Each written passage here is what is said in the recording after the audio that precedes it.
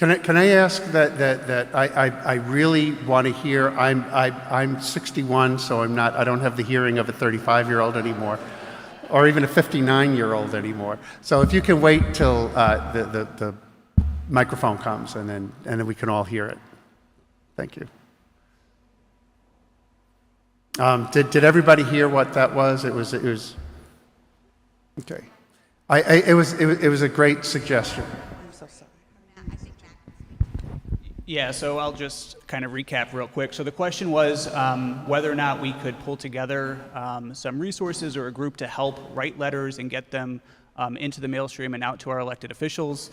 The short answer is yes, we can certainly pull something together and use the bulletin as a means of coordinating that, whether it be through a QR code leading to an online source, or whether we put together something in person at the Basilica.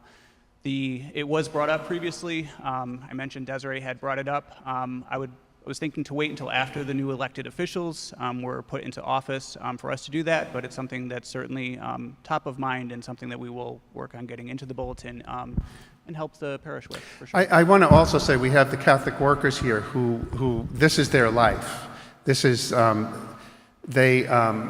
they live their life advocating. You know, it's not, they do the hands-on work that we're called to do, but they go beyond that in their advocating for the needs of everyone. And I'm sure that Steve, I'm going to just volunteer you. I'm sure that because they've done this so many times, right? And they can help us to organize and to get a good strategy together. Would you be willing to do that? Okay. The Catholic workers. So, well, Catholic Workers is an organization, it's a group founded by Dorothy Day, dedicated entirely to the help of the poor, the homeless. She's up for canonization, and the fact that she's not yet canonized, I don't know what the holdup there is. She was a remarkable woman, lived a remarkable life, and the Catholic workers carry on that tradition of remarkable love.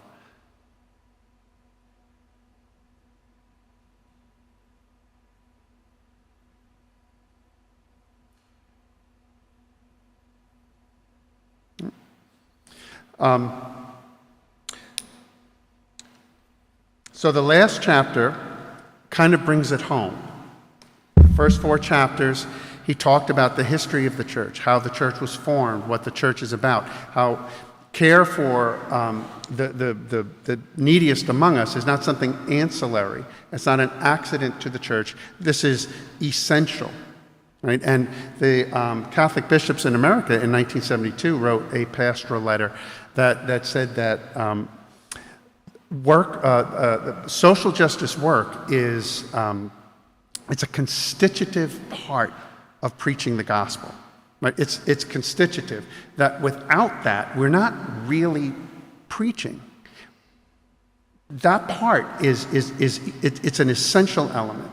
That social justice, that caring for one another, changing those social structures that create the divides, that create so many difficulties in our world, that falls on Christians to correct. And we are driven again by that understanding of tzedakah. So it's not just Christians. Jews also have that strong sense.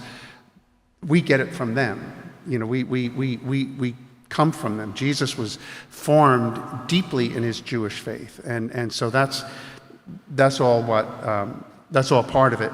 But it does fall on us who believe to do the hard work of changing those structures.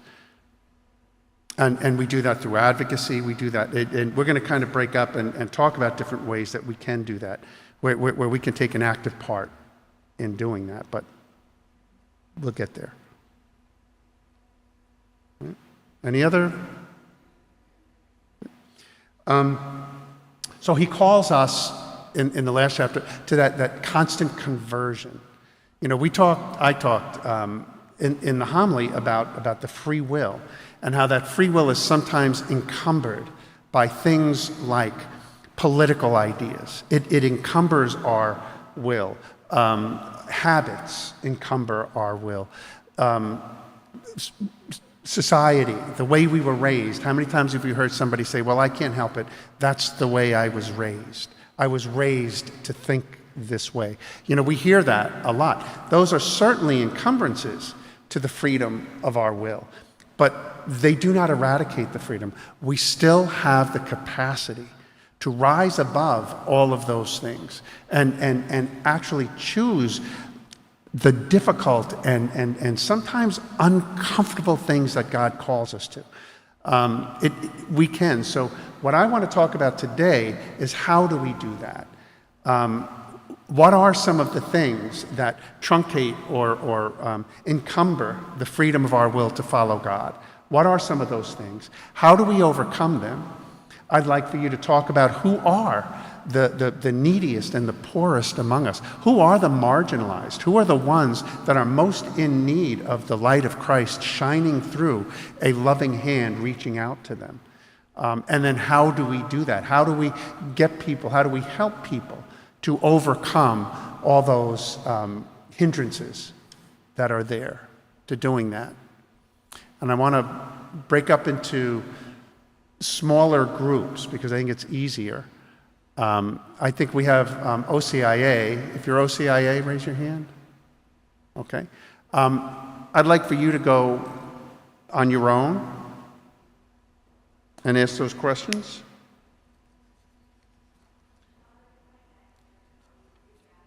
We will absolutely be coming back, right?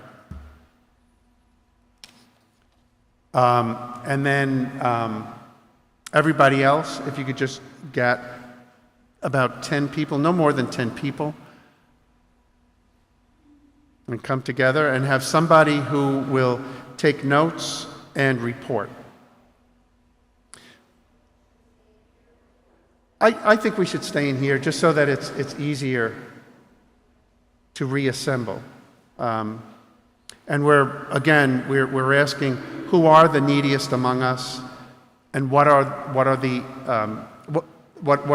hindrances that we have to overcome.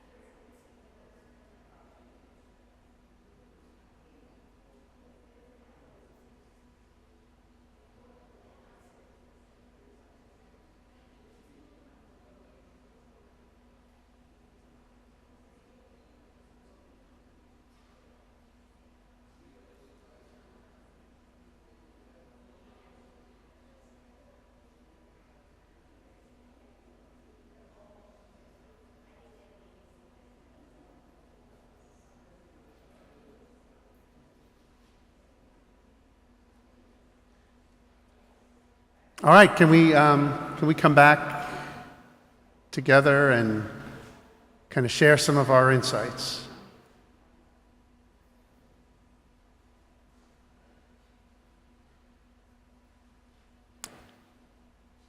Do you have the other microphone?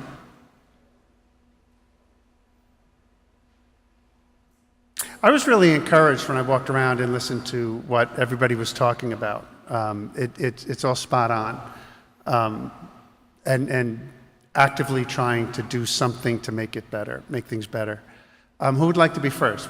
Come on up. And why don't we start over here?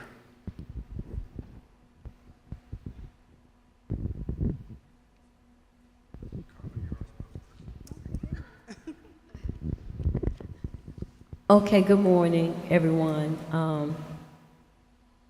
We actually just kind of shared about the different questions that we looked at as far as reflection. And the first question talked about how do you resist the pull of indifference and learn to stop for others. What was mentioned in our group really went back to putting yourself in that person's place. All of us are just one step away from Pull the microphone just a little bit further. Just a little bit. Just a little bit. Nope. Yep, perfect. Like that? Yes, so we can Okay. hear you and tilt it a little bit, sorry. This is a good lesson for everybody. When you get the microphone, if you hold it too close to your mouth, it pops. Okay. So hold it in a decent distance, but tilt it so that you're speaking directly into it. Okay, is that better? Okay, so if you put yourself in that person's place, I think that'll break down some walls in your own heart and mind that will keep you from resisting or having an indifferent feeling. And as far as number 2, modern almsgiving, what does that look like to you beyond money?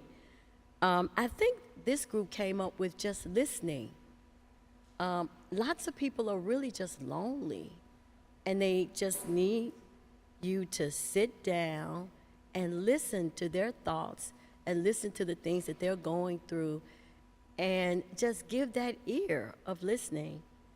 And that's something other than money, and it's really a very effective way of changing your perspective on some things if you just stop for a moment and listen. In number 3, in what ways can your community make illuminating love its lasting witness? We talked about different programs that you could get involved in that could show your love for others. And we mentioned a couple of things, but there are lots of ways that you can volunteer, give your time, and be in a community of folks that are giving and trying to help.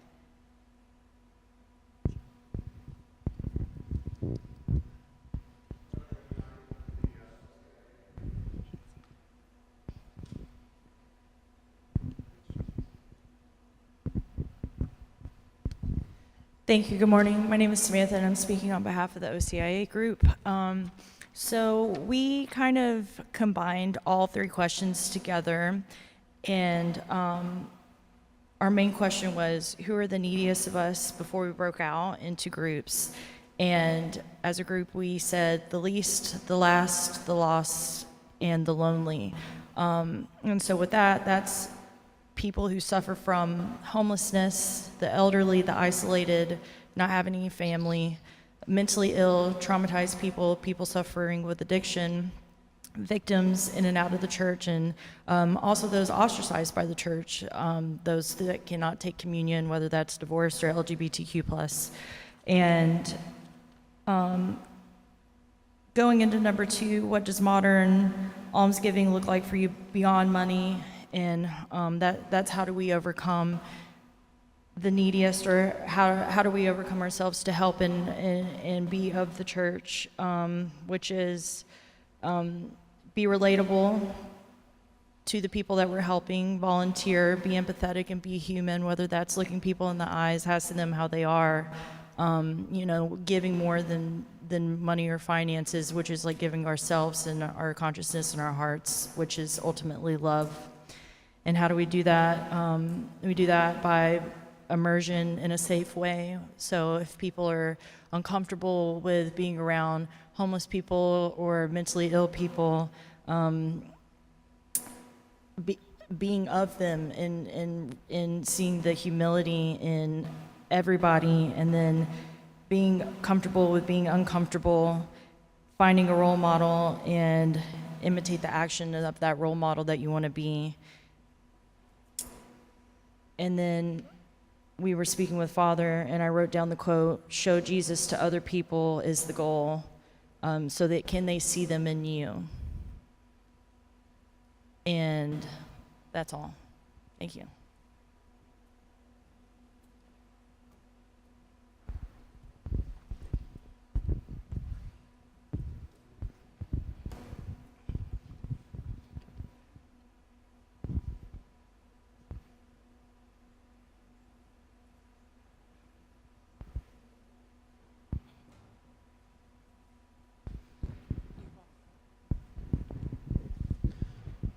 Good morning.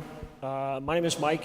I think we tried to tackle the second and third question. We started out with just, kind of a conversation about, voting and impacting, things through, I'll say political change. But, I think we were kind of coming around to that's a very slow process and I'll say uncertain, right? You don't really know what the results are going to be. And is there something we could do more locally? And a great conversation cropped up about grassroots and how do we get grassroots. And I think one of the things that we percolated down to was that, there's the church body is really large. There's a lot of people that have different skills, different capabilities, that people needs. Everyone lives in a neighborhood, and in some sense, the people in your neighborhood, maybe well, maybe not, but who needs things, and maybe it's a temporary thing, they're temporarily unemployed or whatever the case may be, but kind of having almost an anonymous group that the church manages that both is a funding thing, but it's also like a labor, right? Like I gave the example of like just fixing cars, someone needs help with an automotive repair or things of that nature, and kind of having a ready pool of willing volunteers with some funding to augment that. We had a long conversation actually about how people don't want to admit they need help, and how do we overcome that, and we had some discussion about like how do we do this anonymously to reach out to them to so that they don't feel bad that some neighbor they know is trying to help and things like that. So I think that was part of it. Help me out, what else am I forgetting? Yeah, I think we were maybe trying to think of a formal way in the bulletin to kind of develop that willing pool list. What else? What am I forgetting? Okay.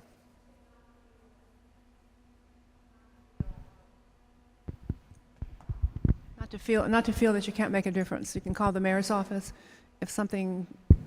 And what was it? The TV, Wavy 10, they're really good about advocating.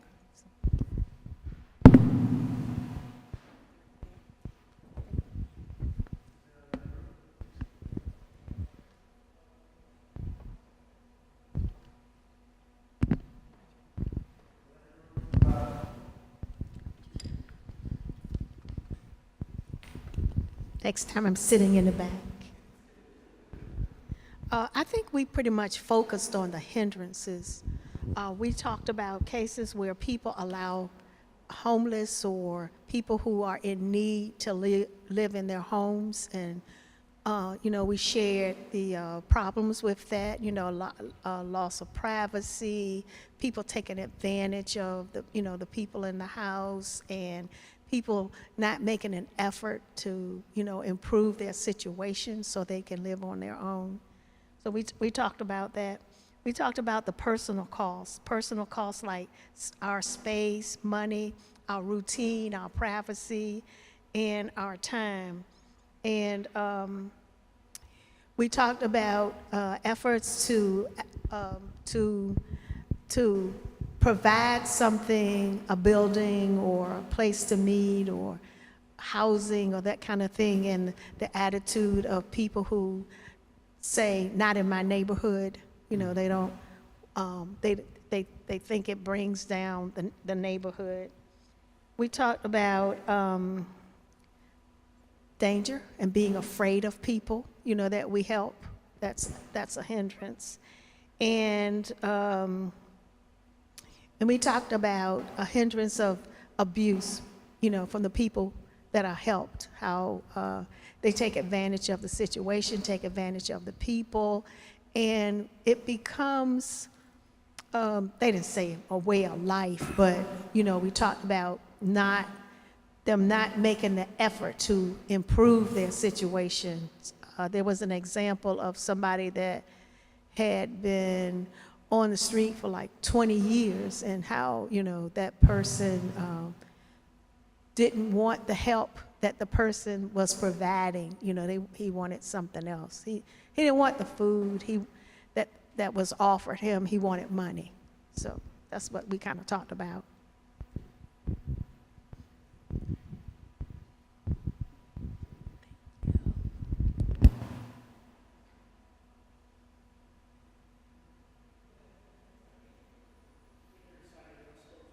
Okay. Hi, good morning. My name is Jennifer. We also discussed a little bit about the obstacles and our regular schedules and kind of the time that we may or may not have to give, and our own personal wherewithal, or whether it's financial or emotional, to give. But we also talked about ways that we can give in terms of, similar to the other groups, talked about our time, our attention, allowing people to be seen and heard and have an opportunity to engage with another human being, because sometimes, yeah, again, the loneliness, the lack of engagement with others.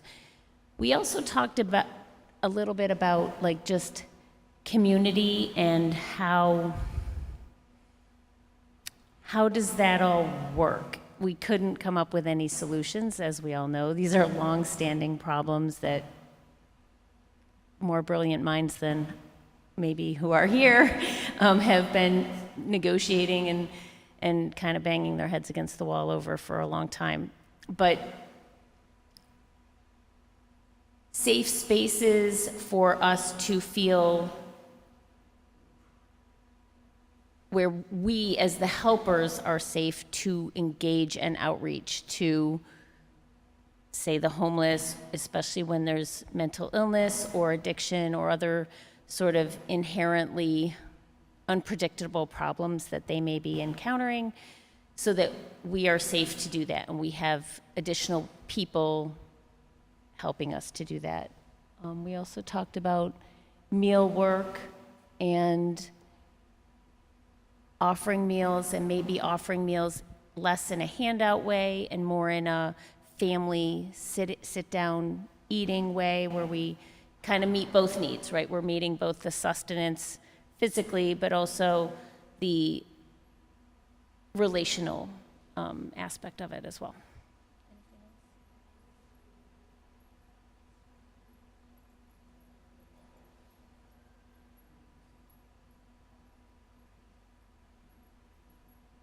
Oh, and then we also discussed about like basically services that maybe we connect homeless people with, from like the social work side of things and resources that are out there, other groups, to make more of a network underneath.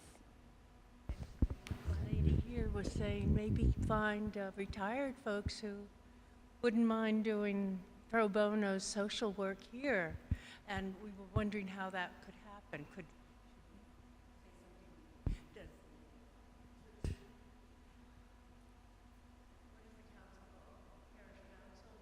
Talking to the mic?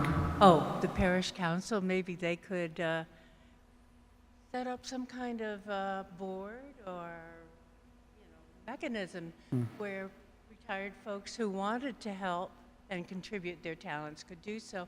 Knowing where to go, I think that's Talking to the mic? that's the biggest problem, I think.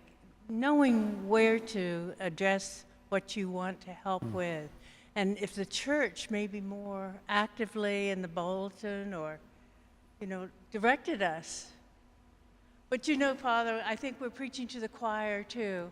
However, you've brought out, all of this has brought out the problems that we face individually. Talking to the mic? Anyway, thank you. Okay. That's all I was. So I know everybody's here because they have a heart for it, but I don't think I am preaching to the choir. What I'm trying to do is to get everybody, all of us, to do a deep dive into our own kind of psyche. I mentioned at one of the groups, Martin Luther King once talked about liberal white people and what would happen when they realize that equality is going to mean that they have to give up some of their privilege. And then what happens there? And that's an obstacle that I think that we all need to wrestle with, that discomfort that we may feel when it comes to something like that. Is one thing to help somebody else, it's another thing to give up some privilege so that we're all equal. To kind of look into that, I feel like I woke up one day and I learned a new word, transgender. And then the next day I woke up and I learned another new word, transphobic. Give me a minute, please. There's so much this cancel culture just kind of closes us off, and we just don't want to engage. We're often afraid to ask questions because it will make us feel or make us look. We're afraid it'll make us look like we're ignorant, and so we just shut up and we shut down. I think that cancel culture is a real obstacle to getting people past their discomfort. There are a lot of obstacles that we need to look at. And how many of those are in me? Where is my greatest discomfort? St. Francis once, he had a paralyzing fear of leprosy. And one day he was riding his horse, and a man just appeared who was leprous, very badly. And the Lord spoke to him, and will you deny me? And so he got off his horse, and he embraced him and he kissed the man, and then he disappeared. It's when we engage those obstacles, when we embrace them. And present them to Jesus, they are much more manageable than we think. But we've got to address them. And there are a lot of people who are in the choir who need to address all that. I don't mean literally. Well, yes, too, but, preaching to the choir. We all need to do that, everyone, because we all have areas of discomfort.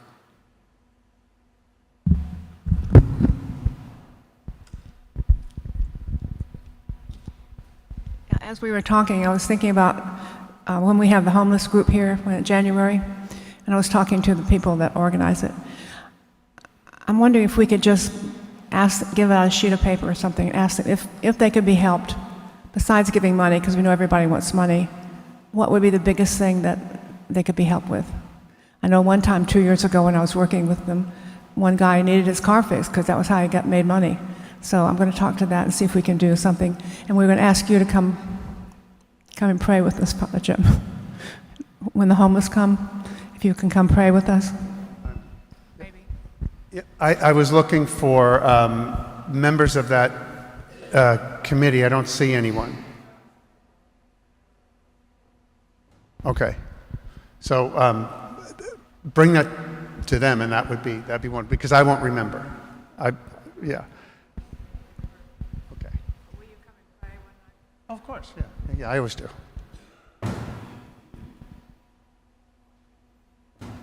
Did anybody get any kind of personal insights? What I love about the way Leo addressed this is that he did start off with the big overview, but he brings it down to the you. You are that person now. And we, because the church is the body of Christ, and it is a collective, but it's a collective made up of individuals. And we as individuals need to address those areas in our life that stop us from living fully the love that we are commanded to show. And so it's, I encourage you, we're kind of out of town now, but I encourage you to keep that always in the forefront of your mind, and don't let thoughts come and go. When we feel a discomfort, sit with that discomfort for a minute and ask, what is this? Is this valid? Is this a fear that's rooted in truth, or is it a fear rooted in ignorance? And to address those, don't let them just kind of fester, or don't ignore them. They are real. They come to all of us. We all have that. And it's what we do with them that matters. And I think this is what Francis is trying to get rid of, that malaise that seems to have come over the church universal, and say, no, get up and address this and confront in you whatever is keeping you from doing all of that. All right. Thank you all. Thank you very much. I have enjoyed these 4 weeks very, very much. Thank you.